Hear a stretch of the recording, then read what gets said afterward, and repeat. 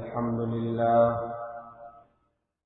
نحمده ونستعينه ونستغفره ونؤمن به ونتوكل عليه ونعوذ بالله من شرور أنفسنا ومن سيئات أعمالنا من يهده الله فلا مضل له ومن يضلل فلا هادي له أشهد أن لا إله إلا الله وحده لا شريك له وأشهد أن سيدنا ونبينا ومولانا محمدا عبده ورسوله صلى الله وسلم وبارك على نبينا محمد وعلى آله وصحبه وسلم تسليما كثيرا أما بعد فيقول الله سبحانه وتعالى أعوذ بالله من الشيطان الرجيم بسم الله الرحمن الرحيم والذين آمنوا واتبعتهم ذريتهم بإيمان ألحقنا بهم ذريتهم وما ألتناهم من عملهم من شيء كل امرئ بما كسب رهين. وقال الله تبارك وتعالى والذين يقولون ربنا هب لنا من أزواجنا وذرياتنا قرة أعين واجعلنا للمتقين إماما. صدق الله العظيم. وقال رسول الله صلى الله عليه وسلم إذا مات ابن آدم انقطع عنه عمله إلا من ثلاث: صدقة جارية أو علم ينتفع به أو ولد صالح يدعو له. رواه مسلم. وقال عليه الصلاة والسلام أيضا ما نحل والد ولدا نحلة أفضل من أدب حسن. رواه الترمذي. وقال صلى الله عليه وسلم أفضل الصيام بعد شهر رمضان شهر الله المحرم. وقال عليه الصلاة والسلام أيضا صيام يوم عاشوراء أحتسب على الله أن يكفر السنة التي قبله أو كما قال عليه الصلاة والسلام. எல்லா புகழும் புகழ்ச்சியும் அகிலத்தை படைத்து பரிபாலிக்கும் ஏகவல்லும் அல்லாஹ் ஜல்ல ஜலாலுஹுக்கே உரித்தாகும். ஸலவாத்தும் ஸலாமும் எமது உயிரிலும் இனிய சய்யிதுனா முஹம்மது ஸல்லல்லாஹு அலைஹி வஸல்லம் அன்னவர்கள் மீதும் அவர்களது குடும்பத்தார்கள், பரிசுத்த மனைவிமார்கள், உத்தம சஹாபாக்கள், தாபிஊன்கள், தபவு தாபிஈன்கள் மற்றும் முஃமினான ஆண்கள் பெண்கள் அனைவர்கள் மீதும் என்றென்றும் உண்டாகட்டும். கண்ணியத்துக்குரிய அல்லாஹ்வுடைய நல்லடியார்களே, அல்லாஹ் சுப்ஹானஹு வ தஆலாவினால் ஏவப்பட்ட ஏவல்களை எடுத்து நடக்குமாறும் அவனால் விளக்கப்பட்ட தடை செய்யப்பட்ட எல்லா விதமான பாவங்களிலிருந்தும் விலகி தவிர்ந்து நடந்து கொள்ளுமாறும் தக்வாவை கொண்டு வசியத்தை செய்து கொள்கிறேன். பெரும் மதிப்புக்குரிய அல்லாஹ்வுடைய நல்லடியார்களே, நாம் வாழுகின்ற இந்த உலகம் ஒரு சவால் மிக்க உலகம். ஒவ்வொரு கோணங்களிலும் திரும்பி பார்க்கும்போது அந்த கோணங்களிலிருந்து வருகின்ற பிரச்சினைகள் எரிமலையை போன்று வெடித்துக் கொண்டு வருகிறது. அதை சமாளித்து வெற்றி பெறுவது என்பது மிகப்பெரிய ஒரு சவாலாக இருக்கிறது. இந்த சவால்களிலும் மிகப்பெரிய ஒரு சவால், அந்த சவாலிலிருந்து ஒவ்வொரு ஊரிலும் இருக்கக்கூடிய ஒவ்வொரு மனிதனும் விடுபட முடியாத சவால். கிராமங்களில் உள்ளவர்களும் இந்த சவாலை எதிர்கொள்கிறார்கள், நகரங்களில் உள்ளவர்களும் எதிர்கொள்கிறார்கள், நல்ல வளர்ந்த நாடுகளில் உள்ளவர்களும் இந்த சவாலுக்கு முகம் கொடுக்கிறார்கள். பட்டினி சாவோடு வாழுகின்ற அந்த நாடுகளில் உள்ளவர்களும் இந்த சவாலுக்கு முகம் கொடுத்துக் கொண்டிருக்கிறார்கள். அது இந்த நூற்றாண்டிலே மிகப்பெரிய ஒரு சவால். அந்த சவால் என்னவென்றால், அணுகுண்டு தயாரிக்கிறதல்ல, நவீன போர் விமானங்களை தயாரிப்பதல்ல, அல்லது விஞ்ஞான வளர்ச்சியின் உச்சகட்டமாக சந்திரனுக்கோ சூரியனுக்குள்ளோ போய் நுழைவதல்ல. அதைவிட பெரிய ஒரு சவால் தான் உங்களுடைய மடிகளில் அல்லாஹ் வளர விட்டிருக்கிற குழந்தைகளை ஆகுமானவர்களாக வளர்த்து விட்டு போகும். இது இந்த ஜமானிலே பெரிய பெரியவர்கள் எல்லாம் தோற்று போய் கண் கலங்கி நிற்கின்ற ஒரு சவால். முதலில் அந்த சவாலுடைய பெருமதியை ஒரு மனிதன் உணர்ந்து கொள்ள வேண்டும். ஒரு மனிதனிடத்தில் கேட்கப்பட்டால், உங்களிடத்தில் இருக்கிற விலை உயர்ந்த சொத்து என்ன என்று கேட்கப்பட்டால் சொல்லுகின்ற பதில் என்ன? அவருடைய சிந்தனையில், அவருடைய மனதிலே அழுத்தமாக சில விஷயங்களை வைத்திருக்கிறார். எனது வீடு பெருமதியானது, எனது தோட்டம் பெருமதியானது, எனது நகைகள் பெருமதியானது, நான் ஓடுகின்ற வாகனம் பெருமதியானது, எனக்கு கொழும்பிலே இருக்கக்கூடிய கடைகள் பெருமதியானது, நான் படித்திருக்கிற கல்வி பெருமதியானது. இவற்றைத்தான் பெருமதியானதாக மனிதர்கள் நினைக்கிறார்கள். அல்லாஹ்வுடைய நல்லடியார்களே, இவைகள் அனைத்தையும் விட பெருமதியானது உங்களுடைய மடியிலே இமர்ந்திருக்கிற ஒவ்வொரு குழந்தை. இதைவிட பெருமதியான ஒரு செல்வம் உலகத்தில் இல்லை. இதைவிட உயர்ந்த ஒரு செல்வம் உங்களிடத்தில் இல்லை. அந்த குழந்தையில் இருக்கிற ஒவ்வொரு உறுப்புகளினுடைய பெருமதி என்ன? ஒவ்வொரு உறுப்புகளுடைய பெருமதி. இந்த உலகத்தில் சாதாரணமான தான் நீரிழிவு நோய்ங்கிறது, அல்லது சிறுநீரக பாதிப்பு, கிட்னி ஃபெயிலியர் ஆகிறது. இது ஒரு பரவலான விஷயமாக போய்கொண்டது. அந்த நோய் வரும்போது மனிதன் எவ்வளவு சிரமப்படுறான். அவருடைய இரத்தங்கள் பரிசுத்தப்படுத்தப்படுறதுக்காக நாளாந்தம், வாராந்தம் அல்லது மாதாந்தம் அதுக்கு ஒரு தொகை செலவழித்துக் கொண்டே இருக்கிறார். பின்னால் அவருடைய சிறுநீரகம் மாற்றப்பட வேண்டும் என்று வைத்தியம் சொல்கிறது. இப்போது அவர் பலவிதமான சோதனைகளுக்கு உட்படுத்தப்படுகிறார். அதற்கு பிறகு அவருக்கு தோதுவான ஒருவருடைய அந்த கிட்னி அது தேடப்படுகிறது. அதற்கு பிறகு அது ஒத்துப்போகிறதா பார்க்கப்படுகிறது. சில பரிசோதனைகள் அயல் நாடுகளில் கூட செய்யப்படுகிறது. கடைசியாக ஒரு 6-7 மணித்தியாலத்தினுடைய ஒரு சத்திர சிகிச்சை, பல வைத்தியர்கள் சூழ இருந்து அந்த சிகிச்சை செய்து முடிக்கப்படுகிறது. அவர்கள் அதை முடிக்கும் போது இவருக்கு போன செலவு என்ன? 50 லட்சம், 60 லட்சம், 70 லட்சம். இந்த 50-70 லட்சமும் எந்த ஒரு பார்மசியிலும் போய் புதிய கிட்னி வாங்கிக் கொண்டு வந்ததல்ல. உலகத்தில் எந்த ஒரு கம்பெனியிலையும் கிட்னி தயாரிக்கிறதில்லை, எந்த ஒரு பார்மசியிலையும் விற்கிறதில்லை. இன்னொரு மனிதனிலே அல்லாஹ் படைத்திருந்த உறுப்பை கலட்டி இவரிலே பொருத்துவதற்குரிய கூலி 60 லட்சம். அதுவும் 2 நிபந்தனைகளோட கூட்டுறாங்க. முதலாவது நிபந்தனை, மவுத்து வரை மருந்து குடிக்கணும்.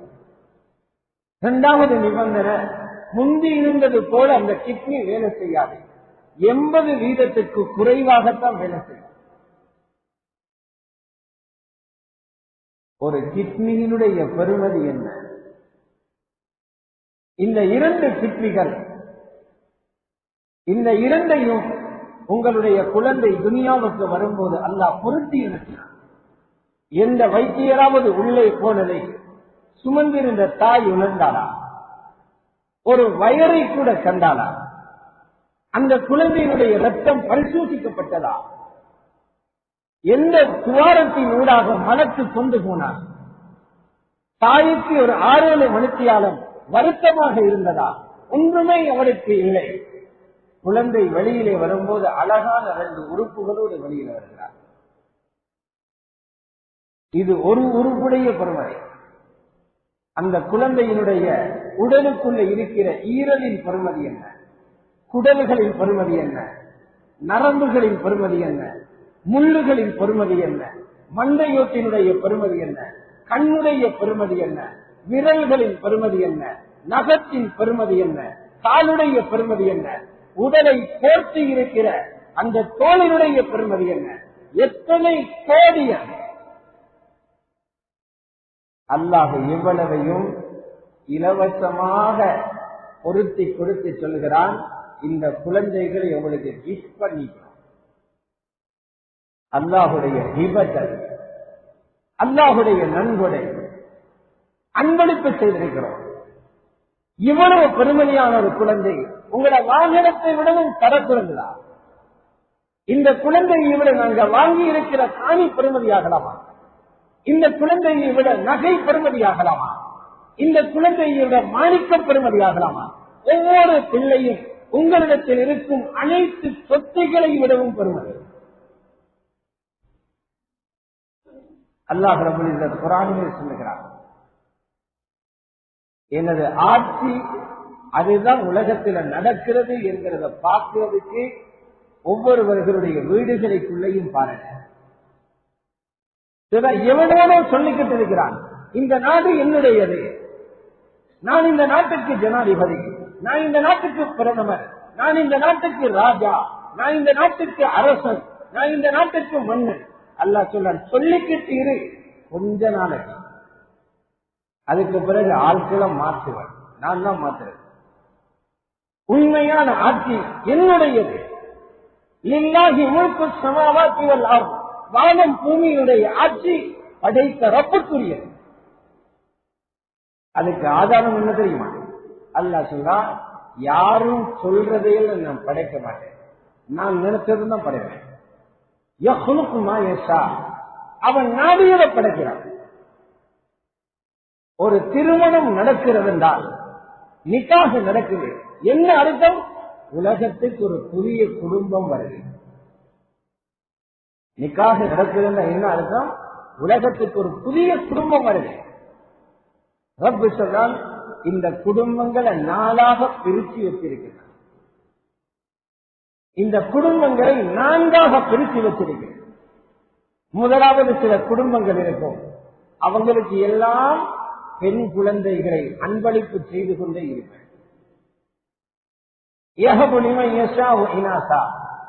அவன் விரும்பியவர்களுக்கு பெண் பிள்ளைகளை அன்பளிப்பு செய்கிறான்.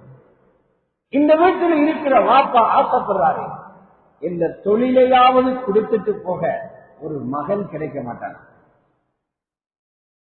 ஆசைக்கு ஒரு மகன், எல்லாமே பொம்பளை பிள்ளை. இவர் இதை போய் ஜனாதிபதியிட சொல்லட்டும், எனக்கு ஒரு ஆண் குழந்தை வேணும். ஜனாதிபதி தீர்மானிக்கிறார், இவரை கட்டாயம் ஆண் குழந்தை கொடுக்கணும். அவர் கபினத்தை கூட்டுறாரு, கபினத்தில் இருக்கிற 25 பேரும் ஏகமானதாக ஆமோதிக்கிறார், கட்டாயம் கொடுக்கப்படும். அது பாராளுமன்றத்துக்கு போகுது, 225 பேரும் மறு பேச்சில்ல, இவருக்கு ஆம்பளை புள்ள கொடுக்கத்தான் உண்மைதான். முழு நாடும் கொடை வெடித்துக் கொண்டு பாதையில் இறங்குறாங்க, இவருக்கு ஆம்பளை புள்ள கொடுக்கத்தான். அல்லாஹ் கேட்கிறேன், கொடுத்துருவேன். நீங்க எல்லாம் ரோட்டு திறக்கிற பழிக்கு நான் கொடுத்துருவேன். கொடுக்கிறதா இல்லையா?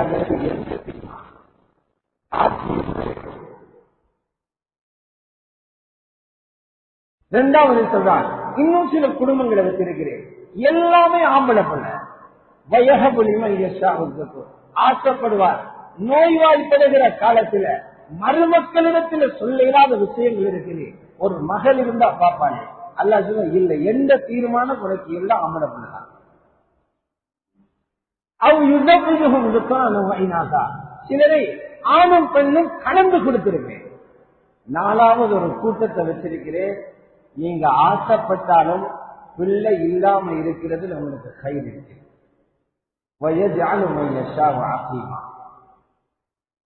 அல்லாஹ் எவ்வளவு பெரிய ஆட்சி செய்யலாம். இதனாலதான் குழந்தை இல்லாத நபிமார்கள் ரப்பிடத்தில் கேட்கும் போது அன்பளிப்பு செய்ய என்று கேட்டாங்க.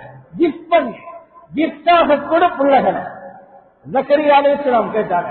வஹபினி மின் லதுன்க ذُرِّيَّةً طَيِّبَةً, சாலிஹான சந்ததிகளை எனக்கு அன்பளிப்பு பண்ணீங்க.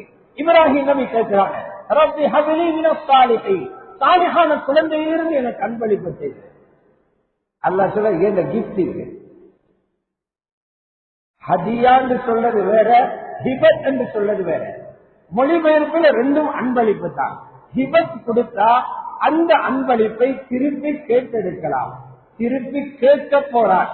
அதனாலதான் பிள்ளைகளை ஹிபத் பண்ணீராக சொல்றாங்க. என்ன கேட்க போறான் தெரியுமா? பிள்ளைகளை கேட்க மாட்டான்.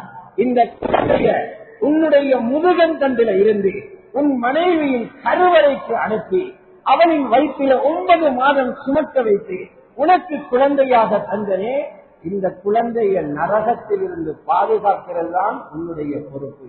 அந்த பொறுப்பை செய்தியா? எத்தனை பேருக்கு தெரியுது? குழந்தைகள் மீது எனக்கு இருக்கிற பொறுப்பு, என்ற ஒவ்வொரு பிள்ளையும் நரகத்திலையும் பாதுகாக்கிறது. எங்கேயாவது குர்ஆன் ஹதீஸ்ல இருக்குதா? ஜொப்பொண்ட எடுத்து கொடுத்து பிள்ளையை நல்லா படிக்க வச்சு நல்லொரு ஜொப்ப எடுத்து கொடுத்து நிக்காக பண்ணி கொடுத்துட்டாரு. வாப்பக்கு சொல்லிடுமா இந்த பொறுப்பெல்லாம் முடிஞ்சது? குர்ஆன்ல இருக்குதா? நிக்காக பண்ணி முடிச்ச உடனே வாப்பட பொறுப்பு முடிஞ்சது. எங்கேயாவது இருக்கா? அவங்க வேற குடும்பம், இப்ப எங்களுக்கு பொறுப்பு இல்லை. எங்கேயாவது இருக்கலாம்? தெளிவாக சொல்லுது, ஈமான்தாரிகளே உங்களோட பிள்ளைகளை நரக நெருப்பில் இருந்து பாதுகாருங்க. உங்களோட பொறுப்பு முடிகிறது உங்களோட பிள்ளைகள் சொர்க்கத்துக்கு வந்த நாளைக்கு தான். யா அய்யுஹல்லதீன ஆமனூ கூ அன்ஃபுஸக்கும் வ அஹ்லீக்கும் நாரா. இது மூமின்களுக்கு சொல்றாங்க, பொதுவாக உலகத்தில் உள்ளவங்களுக்கு சொல்லல. அவங்களுக்கு இது புரியாது. ஈமான் இல்லாதவர்கள் உலகத்தை சுவர்க்கம் போல அனுபவிக்க நினைக்கிறவங்க, அவங்களுக்கு மறுமையில லட்சியம் இல்லை. மூமின்களுக்கு தான் மறுமையினுடைய லட்சியம் இருக்குது. மூமின்களே முதல் கடமை உன்ன நரகத்தில் இருந்து பாதுகாத்துக்க. 2வது கடமை உனது மனைவியையும் பிள்ளையும் பாதுகாக்க. அகலும் போது மனைவியும் பிள்ளைகளும் வந்துருவாங்க. அஸ்ஸௌஜா வல் வலத் அஹ்லீக்கும் நாரா. அல்லாஹ்வுடைய நல்லடியார்களே, கண்ணியத்துக்குரியவர்களே, இந்த பொறுப்பில கியாமத்தில் எத்தனை பேர் மாட்டிக்கொள்ள போறோமோ தெரியாது. எத்தனை முஸ்லிம்கள் கியாமத்துடைய நாளையில இந்த பொறுப்பு முறையாக செய்யாததுனால அல்லாஹ்விடத்துல மாட்டிக்கொள்ள போறாங்களோ தெரியாது. சில பேர் நினைக்கிறாங்க இபாதத்துகளை விடுதலால மட்டும்தான் அல்லாஹ் குற்றம் பிடிப்பாங்க. தொழுகையை விடுகிறதால குற்றம் பிடிச்சிருவான், பிடிப்பான் தான். நோம்ப விட்டா குற்றம் பிடிப்பான் தான். ஜக்காத்தும் ஹஜ்ஜும் கடமையானவங்க செய்யாத போது பிடிப்பான் தான். அதை விட பிடிக்கிற ஒரு விஷயம் தான் ஒழுங்காக பிள்ளைகளை வளர்க்காதவர்களை ரொம்ப பிடிப்பான். இது வரைக்கும் எங்களோட பிள்ளைகளை எப்படி வளர்த்திருக்கிறோம்? யாருக்காவது திருப்தி இருக்கிறா? நான் என் பிள்ளைகளை வளர்த்ததில் எனக்கு திருப்தி இல்லை. எதை வச்சு திருப்தி அடைஞ்சிருக்கிறீங்க? மகன் உங்களோட கடையை ஓட்டிக் கொண்டிருக்கிறார், அதான் உங்களுக்கு திருப்தியா? மகன் ஆங்கிலம் பேசுகிறார், அதான் உங்களுக்கு திருப்தியா? மகன் புகழ் பெற்றவராக வருகிறார், அதான் உங்களுக்கு திருப்தியா? முஃமினுக்கு அதான திருப்தி வராது. முஃமினுக்கு திருப்தி வரும் அதை வாழும் போதே என் மகன் எனக்காக துஆ செய்கிறான். உங்களோட காலில விழுந்திருக்கிறா பெற்றோர்களுக்காக துஆ செய்த பிள்ளைகள். உங்களோட குழந்தைகள் தஹஜ்ஜுதுல என்ற வாப்பாவை மன்னிச்சிருன்னு துஆ கேட்கிற சத்தம் கேட்டுச்சா? உங்களோட மகள் துஆ செய்யற சத்தம் கேட்டுச்சா? கேட்கவில்லை என்றால் அந்த இடத்துக்கு கொண்டு வராத குற்றம் யாருட? ஏன் அந்த பழக்கத்தை யாரு பழக்கிற? அந்த பழக்கம் குர்ஆன் மதரசாவில் உள்ள முஅல்லிம்ட வேலையா? ஸ்கூல்ல இருக்கிற ஆசிரியர்ட வேலையா? அரபு மதரசாவில் இருக்கிற உஸ்தாதுடைய வேலையா? அல்லது அவனுடைய இரத்தத்தோடு இணைந்திருக்கிற ஒரு தந்தையிட வேலையா? அது தந்தையிட வேலை. அதனாலதான் ஒரு அறிஞர் எழுதி வச்சிருக்கிறார், நீங்க எந்த மதரசாவுக்கும் எந்த கல்லூரிக்கும் அனுப்புங்க, பிரச்சனை இல்லை. ஆனால் சூரத்துல் ஃபாத்திஹாவை யாருக்கும் சொல்லிக் கொடுக்க இடம் வைக்காதீங்க. உங்களோட பிள்ளையில சூரத்துல் ஃபாத்திஹாவை நீங்களே பாடமாக்கி கொடுங்க. ஃபாத்திஹாவை மட்டுமாவது நீங்களே பாடமாக்கி கொடுங்க. ஏன் மற்ற சூறாக்களை எழுதாமல் விட்டாலும் அவன் சூரத்துல் ஃபாத்திஹாவை குறைந்தபட்சம் 17 தடவைகள் ஒவ்வொரு நாளும் ஓத போறான். அவன் ஓடும் போது உங்களுடைய கபரு குளிரும். உங்களோட கபரு குளிரும். பெற்றோருக்கு சம்பாதிக்க கிடைச்ச ஒரு சிறந்த இடம்தான் குழந்தை பருவத்திலே சூரத்துல் ஃபாத்திஹாவை படித்து கொடுக்கிறது. உங்களோட பிள்ளைகள துவா செய்கிறார். இது இந்த உலகத்தில் இருக்கிற சவால், சாதாரண விஷயம் அல்ல. ஊரில் இருக்கிற பேரு போனால் பல ஊர்களை பார்க்கிறோம், மகனை பார்த்தா இவர் மகன் என்று சொல்லிக் கொள்ள முடியாத அளவுக்கு கெட்டு போயிருக்கிறார். சாலையான குடும்பம் என்று ஊரே சொல்லுது, அந்த வீட்டில் இருக்கிற பெண் பிள்ளைய பார்த்தா மறுபக்கம் இது ஏந்த மகள் என்று சொல்லிக் கொள்ள இயலாது. மானத்தை கிழிச்சுட்டான். எத்தனை வீடுகள் அழுது கொண்டிருக்கிறார். இதுக்கு என்ன செய்யலாம்? சீராக்கிறதுக்கு என்ன செய்யலாம்? ஏன் இந்த தவறு நடக்குது? முன்னணியில் இருக்கிறவர்களுக்கு கூட, அவங்களோட குடும்பங்கள்ல கூட இந்த பிள்ளைகள் நடக்கிறதுக்கு, பிள்ளைகள் வழி தவறி போவதற்கு என்ன காரணம்? முதலாவது காரணம் என்ன தெரியுமா? பிள்ளை வளர்க்கிற விஷயத்துல ஹதரத் ரசூலுல்லாஹ்வுடைய வழியை தேடாம விட்டது. வுதுவுக்கு சண்டை பிடிச்சுக்கிறான். வுதுவுல இதை செய்யறது சுன்னத்தா இல்லையா, அதுல சண்டை போகுது. தொழுகையில இப்படி செய்யறது சுன்னத்தா இல்லையா, சண்டை போகுது. நோம்பில இது கடமையா இல்லையா, சண்டை போகுது. யாராவது போயிட்டு ஒரு ஆலிமிடத்துல உட்கார்ந்து கேட்டோமா? எங்க அன்பு நபி ரசூலுல்லாஹி ஸல்லல்லாஹு அலைஹி வஸல்லம் 3 ஆம்பளை பிள்ளைகளோட வாப்பா, 4 பொம்பளை பிள்ளைகளோட வாப்பா, வெற்றிகரமான பிள்ளை வளர்ப்பை மேற்கொண்டு 3 பெண் பிள்ளைகளை இங்கிருந்தே சுவர்க்கத்துக்கு அனுப்பிட்டு 4வது மகளுடைய காதில என் குடும்பத்தில முதல் ஆளாக நீதான் வருவாய் என்று தைரியமாக சொல்லிட்டு போன ஒரு வாப்பவில்லையா ரசூலுல்லாஹ்? ரசூலுல்லாஹ் எப்படி அந்த பிள்ளைகளை வளர்த்தாங்க என்று ஒரு ஆலிமுக்கு முன்னால் இருக்காங்க படிச்சோம். இது படிக்க தேவையில்லாததா? தொழுகை மட்டுமா படிக்க வேண்டியது? தொழுகையை படிக்கிறது எப்படி பருமோ, நோன்பு படிக்க வேண்டியது எப்படி பருமோ, பிள்ளை கிடைக்கும் போது அந்த பிள்ளையை எப்படி வளர்க்கணும் என்று படிக்கிறதும் பெற்றோருடைய கடமை பருவ ஐ. நாங்க எப்படி புள்ள வளர்க்கிறோம்? நான வளர்க்கிற தம்பியை பார்த்து, அவருக்கு ரசூலுல்லாஹ் தம்பி தான். என் தம்பி நல்ல ஒரு ஸ்கூல்ல போட்டிக்குது, அதை பார்த்து இவரும் டொம்பு கொண்டு போடுறாரு. தாத்தா புள்ள வளர்க்கிற தங்கச்சை பார்த்து, தங்கச்சி புள்ள வளர்க்கிற தாத்தாவை பார்த்து, இந்த வீட்டுக்காரன் புள்ள வளர்க்கிற அந்த கூட்டுக்காரனை பார்த்து, அவன் புள்ள வளர்க்கிற இவனை பார்த்து ஒருத்தருமே ரசூலுல்லாஹ்வுக்கு பின்னால போகிற அடி இல்லை. அதோட சாபம் தான் நிறைய வீடுகள் அடிச்சுக்கிட்டு இருக்கு.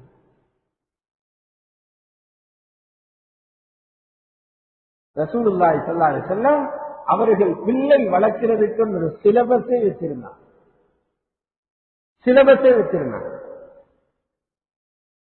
ஹஜ்ரத் ரசூலுல்லாஹி ஸல்லல்லாஹு அலைஹி வஸல்லம் பெண் பிள்ளைகளை வளர்த்தது, அதற்கு அவர்கள் வைத்திருந்த தலைப்பு வெட்கம். பெண்கள் வளர்க்கப்படணும் வெட்கத்தோட, பெண் நகையோட இருக்கிறத பார்த்து அல்லாஹ் சந்தோஷப்படுறது வரல. பெண் கம கம மனத்தோட போறத பார்த்து அல்லாஹ் சந்தோஷப்படுறது வரல. பெண் பட்டதாரியாக மாறுறத பார்த்து அல்லாஹ் சந்தோஷப்படுறான் என்று வரல. குர்ஆனில அல்லாஹ் ஒரு பெண்ணை பற்றி பாராட்டி பேசுறான். அந்த பெண்ணுடைய என்ன தன்மை தெரியுமா? வெட்கத்தோட நடந்து வந்தால் என்றதை சொல்லி அல்லாஹ் பெருமைப்படுறார். فجاءته احداهما تمشي على استحياء. மூசா நபிக்கு கூலி கொடுக்கிறதுக்கு வாப்பா வர சொன்னாங்க ஹஜ்ரத் மூசாவை. அந்த பெண்ணுடைய வாப்பாக்கு வரையிலாது அவர் முதியவராக இருக்கிறார். மகளை அனுப்பினாங்க. அல்லாஹ் சொன்னார், அந்த பெண் வந்த வருத்திருக்கிறேன் வெட்கத்தோட வந்தாள். அவளது உடுப்பு செருப்பு சப்பாத்த பேசல, அவளுடைய வெட்க நடை அல்லாஹ் பேசுகிறார். ரசூலுல்லாவுடைய கருப்பொருளும் இதுதான். பெண் பிள்ளைகள் வெட்கத்தோடு வளர்க்கப்படும்.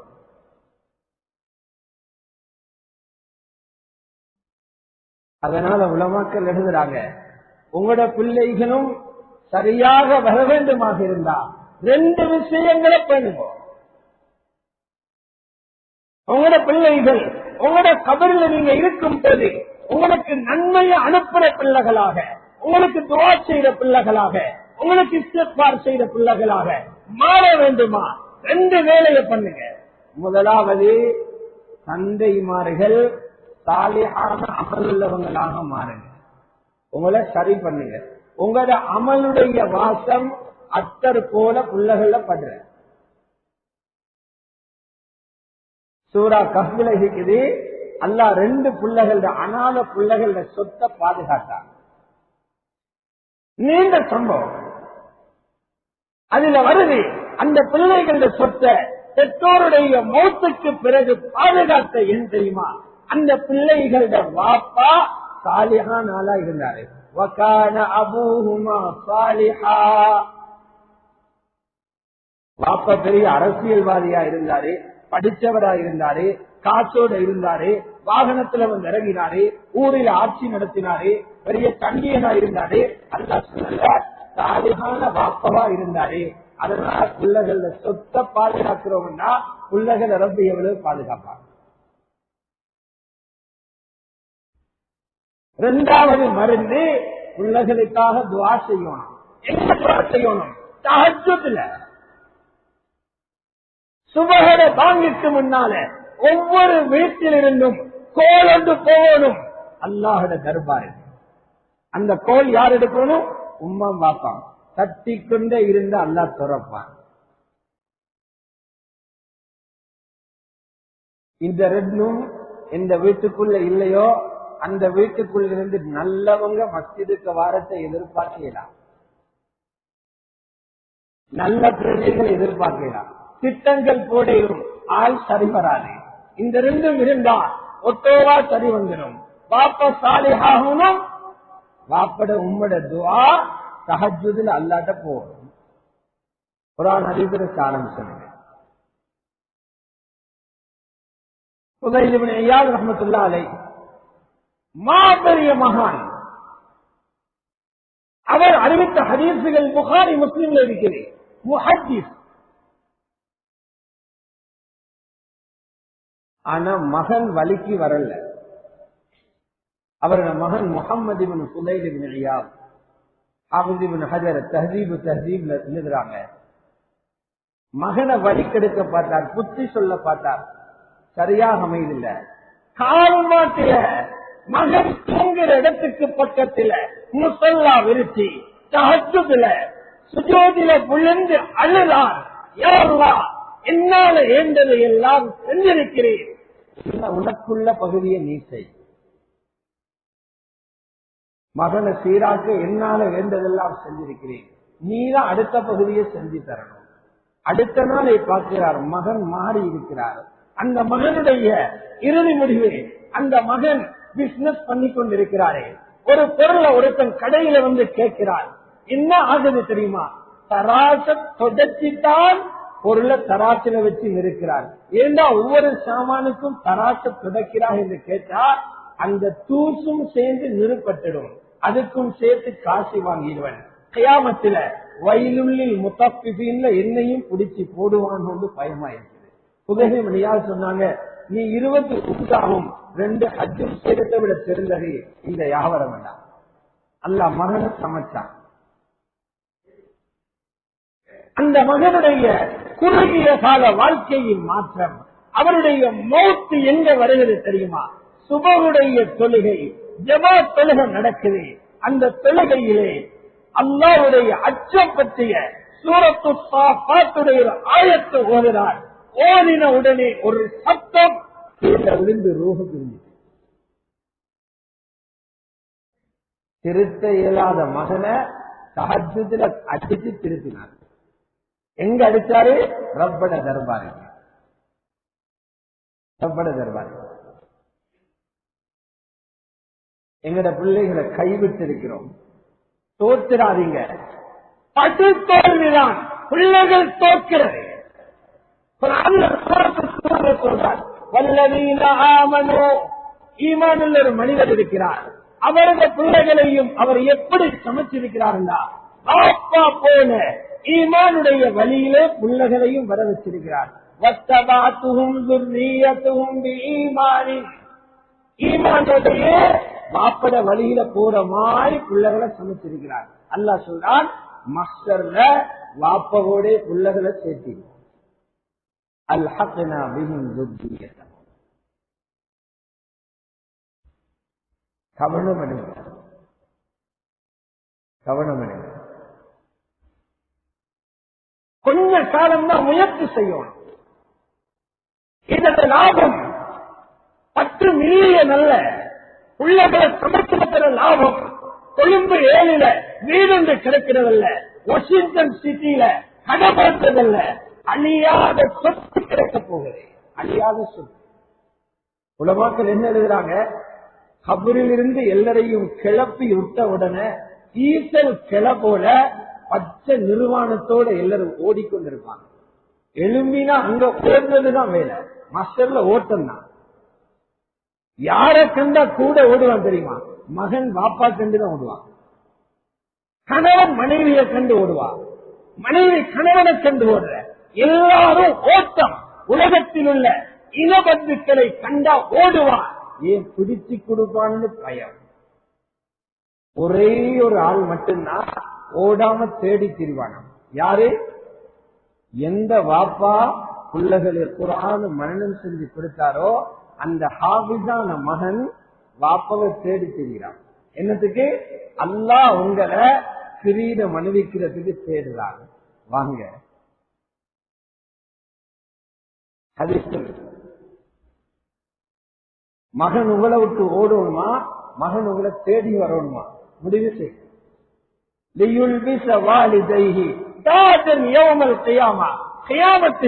கிரீடம் அணிவிக்கப்படும்.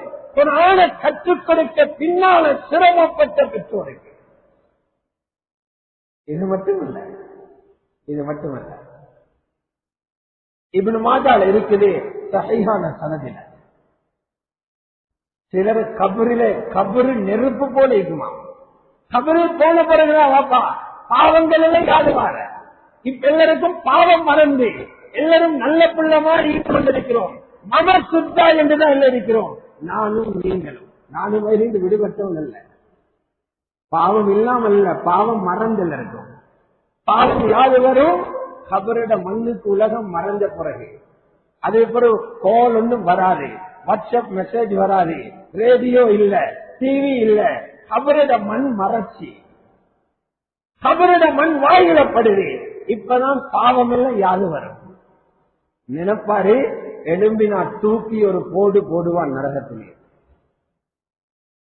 மஸ்டர்ல எழும்பின உடனே அல்லாஹ் அவரை கூப்பிட்டு சொல்வான், சுவர்க்கத்தில மேலுள்ள சுவர்க்கத்தை போட்டு தூக்கி வாரி போட்டுடுமா போன. நான் நரகம் என்று நினைச்சு எழுப்பின, அவ்வளவு பாவம் சொன்னீங்க. என்ன அல்லாஹ் அடித்தட்டில உள்ள சொர்க்கத்துக்கும் இல்ல, மேல போய் சொல்றார். ஏன் அல்லாஹ் மாறி சொல்றாய் போல இருக்குது, மாறி சொல்றாய். நான் இங்க போக வேண்டிய ஆள் அல்ல, எனக்கே தெரியும் நான் இங்க போக வேண்டிய ஆள் அல்ல, நீ மாறி சொல்றாய் போறீங்க. அல்லாஹ் சொல்றான், இது மறக்கிற இடம், மாறிப்படுற இடங்கள் இது. அது விளக்கம். சரியாத்தான் இங்க வரும். ஏன் உங்களை மேல போச்சுன்னு தெரியுமா? சரியத்தது ஏன் மேல போச்சுன்னு நீங்க அமல் செஞ்சு கிடைத்தது இல்ல, நீ பாவத்தை செஞ்சுட்டு கபரில படுத்தாய். உங்க பிள்ளைகளை கொஞ்சம் நல்லா வளர்த்துட்டு போனாய். அந்த பிள்ளைகள் எல்லாம் யா அல்லாஹ் என்ற வாப்பாவை மன்னிச்சிரு, வாப்பாவை மன்னிச்சிரு. 5 தொழுகைக்கு பிறகு ரப்பிர் ஹம்ஹுமா கமா ரப்பயானி ஸகீரா.